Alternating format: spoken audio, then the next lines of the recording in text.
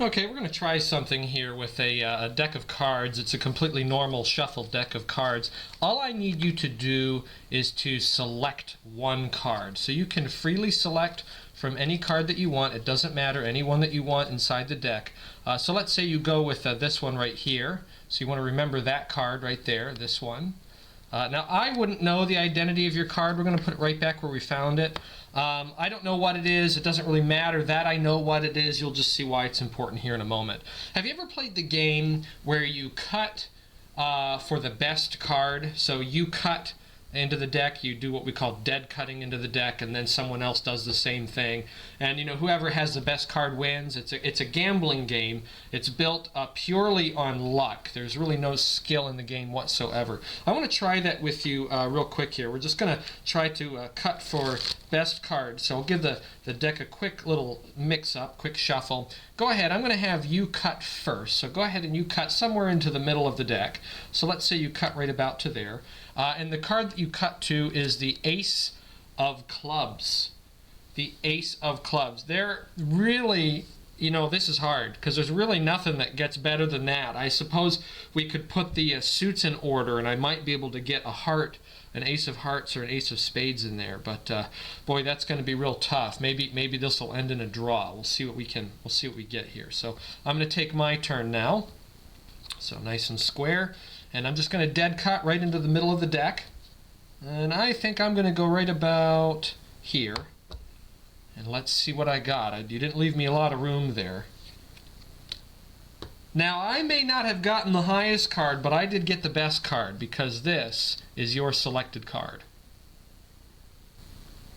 Okay, I was debating sharing this one on this channel, but I got to thinking that my channel is supposed to be about the easiest methods that hit the hardest. So the easiest methods that have the biggest impact. The best way for a common person who has a living doing something other than this, and this is a hobby for them, being able to, with fairly minimal practice and upkeep, being able to do some very, very good, powerful magic and affect the people around them. And as I thought about this, there's really no way that I can't share this with you. Now, this isn't something that isn't shared already fairly widely by people. You can already readily find some other tutorials on this, but I'm going to do something different. I'm going to give you a few resources here, a few things that you can look into that will help you understand this a lot better than what we're going to talk about today, and also help you understand it in ways that are probably just better kept secrets. I'm not going to tip every little secret here concerning this method, but I will lead you in the right direction to find all of the really, really, really good secrets out there concerning how to use this and the best way to do it. So we're going to talk today about something called a crimp. Now, very briefly, a crimp is a card that has, we'll use this one here, is a card that just has a bend in it. Okay, so that three of spades now has a bend in it on the corner, and you might not, notice that if it was being held in a particular way, but if it got slipped into the middle of the deck, you would see there that there is a little bit of a break. So that in a nutshell is what a crimp is. And there's a lot of ways that you can use crimps, and you can of course make crimps very quickly on the fly. I may do another video down the road here where I talk about making some of those very generic crimps and how you can use them in your routines. We're going to talk about a specific kind of crimp though. We're going to talk about what's called a breather. A breather crimp. Now, a breather is called a breather crimp because what it does is it places air in between the card where it's at and then the next card next to it. You can make a breather, or you can make what's called a reverse breather. And we're going to look at the reverse breather because that's typically how I like to use it. But in general, a reverse breather and a breather are the same thing. You're just using the opposite side of the card. Now, before I get into it, I just want to point you in a couple of places, point you to a few resources that you can find to help you really understand what we're going to do a whole lot better. The first one is from the Foundations video series by Jason England. He does a video called Dead Cut. And you can find that, I think it's an instant download. You can just get that one video if you want to, or you can purchase his entire set of videos, which are all very, very useful. They go over all of the foundational methods of card magic and card cheating, all the really, really big things that you would tend to use. The second one is also a video series involving Jason England, but also Paul Wilson, and it's called The Unreal Work. The Unreal Work Volume 2. Paul Wilson shows a way to make a breather crimp that is almost invisible. It's genius the way that he does it, and that is, if I'm going to make a permanent one, that's the way that I do it. I'm not going to show you that here. It's just too good of a secret. And then the last place I want to point you to is to Martin Nash. Martin Nash is kind of a historical figure in card magic.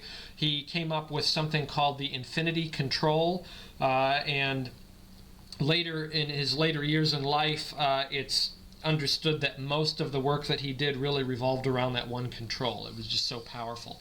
The control is a method by which you can create a crimp on the fly instantly right in front of the spectator, and it functions as a breather crimp. It's really, really, really powerful, really clever.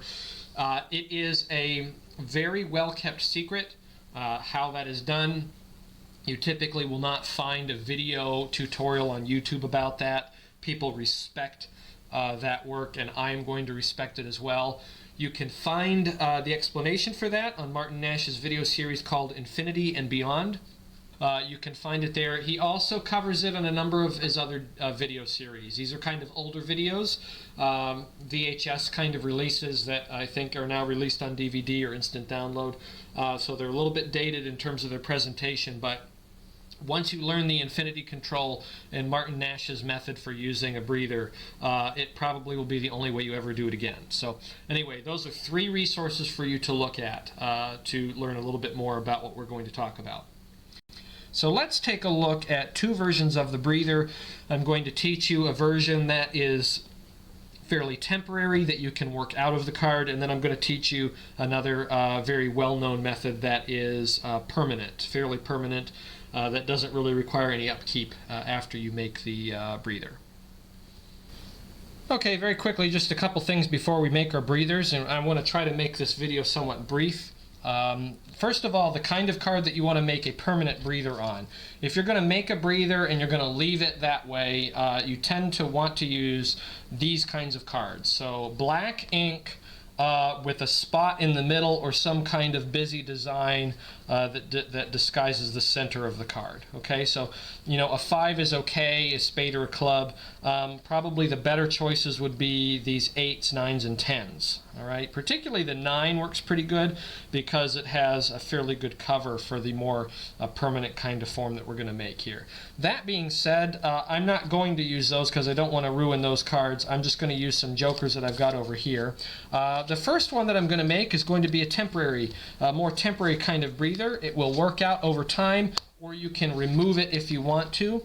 Now, first of all, a breather is a indentation in the center of the card that doesn't show up on the edges. And the way that you make a breather, this is going to cut to this card. We will go to the face of the card, and you take your thumbs, and this is the way I do it. I press in the center, kind of on the long axis, and I make a bend, not a crease, but a bend right in the center. Not all the way down, but right in the center. Then I go to the short axis, and I do the exact same thing. And then I just go around the card all the way around, doing the same exact motion until I've made an indentation in the center of the card. Now, I know I've done it right if I can set it down and it spins on a flat, smooth surface. Okay, so the way this would work is that if I put it on the top of the deck and I cut it in to the center, when I go to cut, if I grab the entire deck, kind of lift it up in a very short motion, but very lightly lift it all up and release gradually but quickly in that slow motion. It should automatically open to that spot. So right here I find that I've cut to my breather. All right. Now this is a breather. We're going to make a reverse breather, and this is the way I tend to use them. Now if you wanted to make a specific card that you could always cut to, like an ace of spades or something like that, you could make a breather out of it like that and leave it in the deck, and you'd be able to cut to that card every time. The problem with this is that you can, if you have to examine the card and it's the card of focus, someone might notice that indentation in there and it might give it away. There are, ways to make this fairly invisible. As I pointed to in the earlier in this video, I talked about some resources for making breathers somewhat invisible and making them quickly. I invite you to look that up. But that's what a breather is. A reverse breather goes the other way. So because this is a temporary kind of form, and this would eventually work out, I can just switch it. So I'm just going to do the exact same thing, but I'm going to put the indentation into the back of the card rather than in the face of it.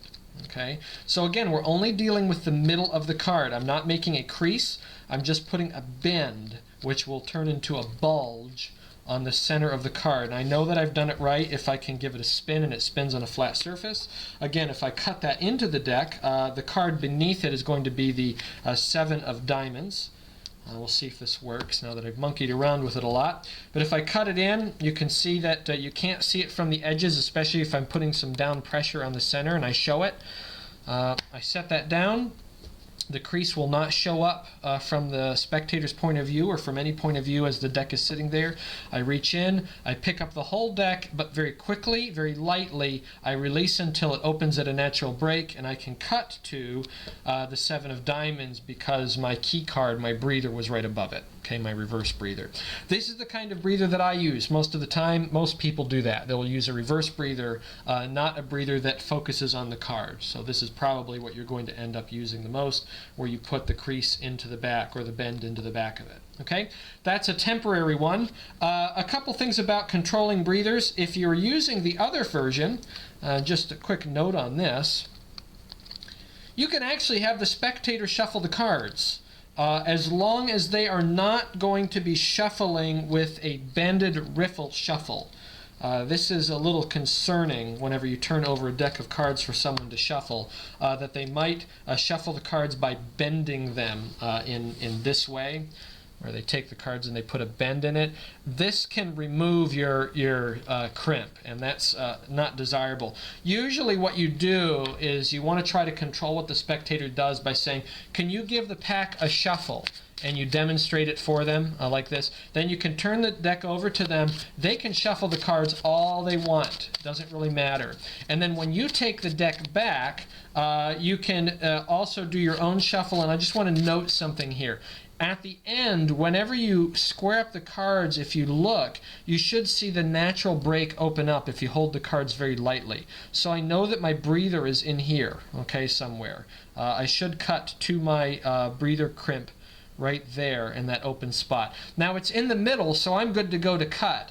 If I got to the end of my shuffle and I saw that it was down here, I know that all I need to do is shuffle off about a third of the deck and then drop off, and I've put my crimp in the center again. You always want to know in estimation where your breather is at when you're cutting. Because if you don't know where it's at, you may miss it. You want to try to estimate towards where it's at when you're releasing the deck to help your chances at hitting your crimp. Breathers are not always completely reliable for that reason, so you want to know about where it's at before you cut. So now that I've shuffled, I have it somewhere in the middle, I can see it. I can go right into cutting. If I put the deck down, I should be able to cut right to my crimped card every time. Even though I had the spectator shuffle, even though I shuffled the deck, it's a fairly reliable kind of gaff that you can use in card cutting kinds of routines. So again, I see that my breather is close to middle. I just need to shuffle off small packet, and then I set it down, and then I can cut into the deck, and I cut right to my crimped card. Okay, let's look at a permanent variation of this. We're using another joker here. Now the way that this is done, this will be a little bit more permanent. It won't wear out like the other version that we did. It won't come out of the deck. This one here is going to actually have a crease to it. And I've already done it on this card, so I'm just going to mock my motions here. But the way we do it to make a reverse breather is that you'll see on the back of the card there's a box here on a bicycle deck. We can use that kind of as a guide. If you don't have that, you just approximate that location. What we're going to do is I'm going to take my thumbnail and I'm going to place it right into the middle on that little spot right in the center of the design, and I'm going to pull away from the middle towards the corner, and I'm going to place a crease into the card. Okay, so I'm going to do it again over here on the next corner, and then around to the third corner, and then finally to the fourth corner. And what I end up with is kind of this X, and you can see in the light, as the light shimmers on it, there's an X in there, kind of a tent figure, right in the middle. It doesn't go all the way to the edge, it just goes right to the center. And then on the other side, you can see the same kind of thing on the face. So this is something that is going to be more permanent, but it's also detectable if someone examines the card. So you would want to do this on a card that you're not going to be using specifically in plain sight.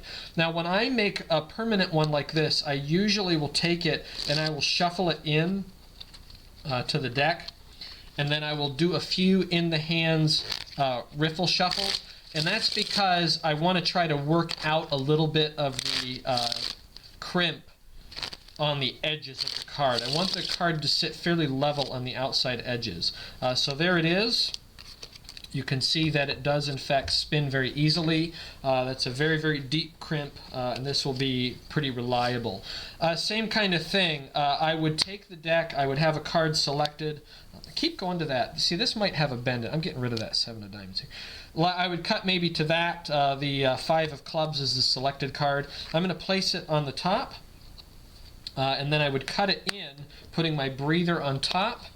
And then at that point, I should be able to reliably cut to that 5 of clubs every time. So that's how a breather is worked. Now this was a good example. You notice that this 7 of diamonds keeps coming up.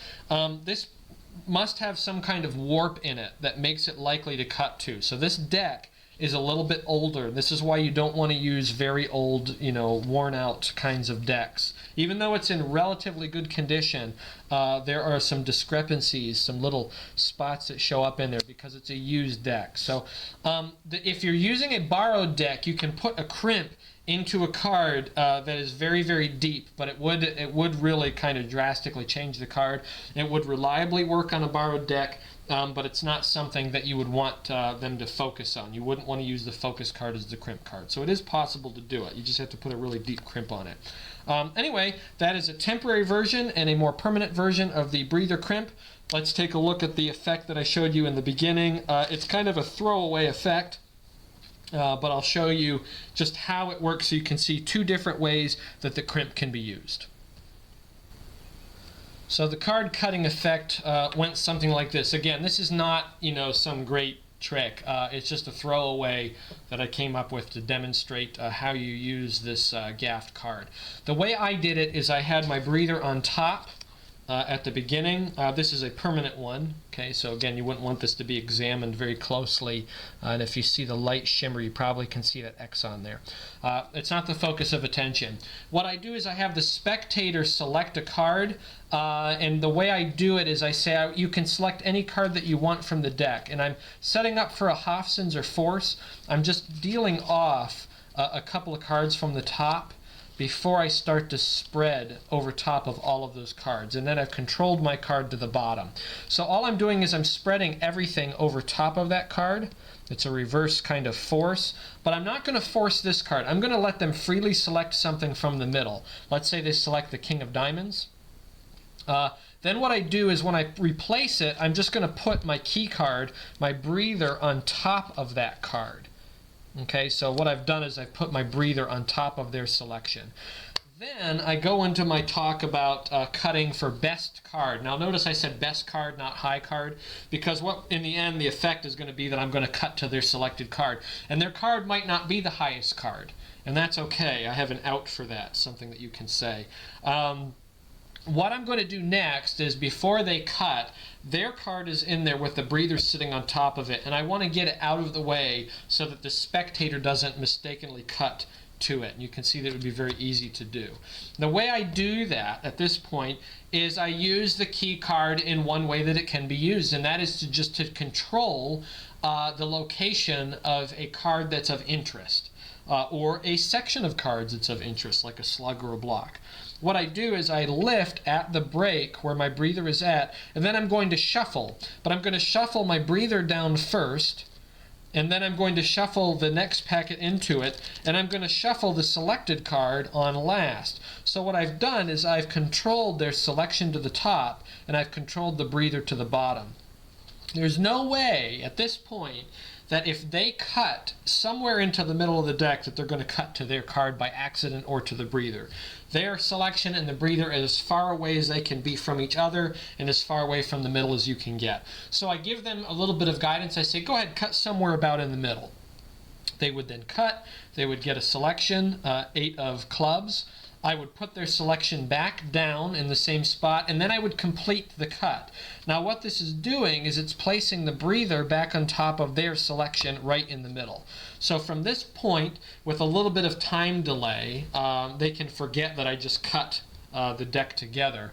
I'm just going to cut back to that same spot. Okay, so I reach down, I cut to my breather, I present their selected card, and then I can say, in this case, not only did I cut to the highest card, but I also cut to your selection. If they had a low card, and they cut to a higher card, you can say, now remember I said cutting to the best card, and this is clearly the best card because I cut to your selection, the one that you picked. Okay, now you shouldn't know the identity of the card, so that should be doubly amazing. Not only that you cut to it, but that you know that it's their card that you cut to. So that can be a pretty good killer, but again, I consider it kind of a throwaway effect, just something that demonstrates two uses. Not only as a control for a card of interest or a slug, but also to use in dead cutting when dead cutting is the actual focus of the effect. So there you go, reverse breather and a breather card, 2 ways to make it. One is temporary, one's a little bit more permanent, and a few resources for you to look into this a little bit deeper. I certainly recommend that you check out those videos to understand this concept a little bit better, find other ways to apply it.